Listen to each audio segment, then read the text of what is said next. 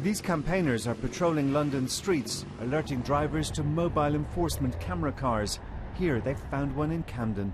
Look, what we're actually doing today is assisting them in their goal of achieving 100% compliance without penalties. They say ticket targets are written into the Camden contract.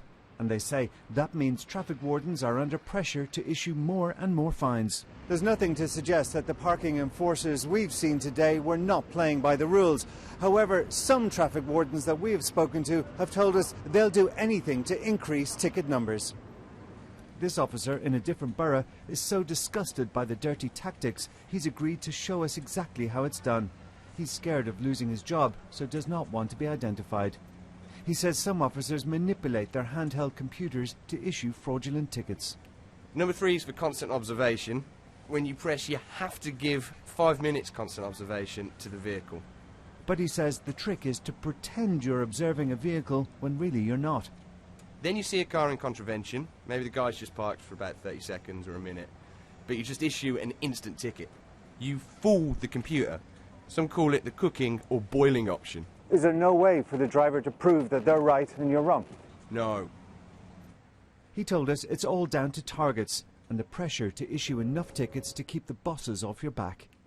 It's unlawful to set targets, but last September we revealed what some claim to be ticket targets in Camden and Ealing's parking contracts, a claim denied by both councils, who say any figures are there to help them deploy the right number of staff. Now we've got hold of more documents from boroughs across the capital.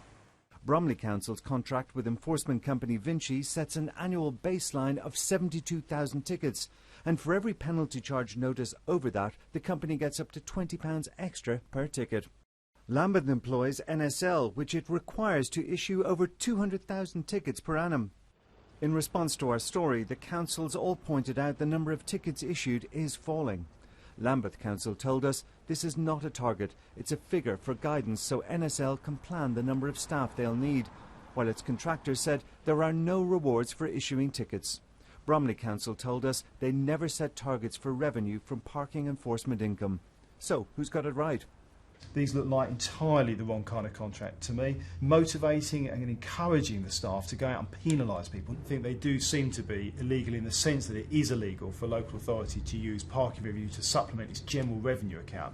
Our lawyers will look at that as well, but I think it would be right to see this tested in law. And while government lawyers scrutinise these contracts, these campaigners will continue to help motorists avoid tickets. Keith Doyle, BBC News.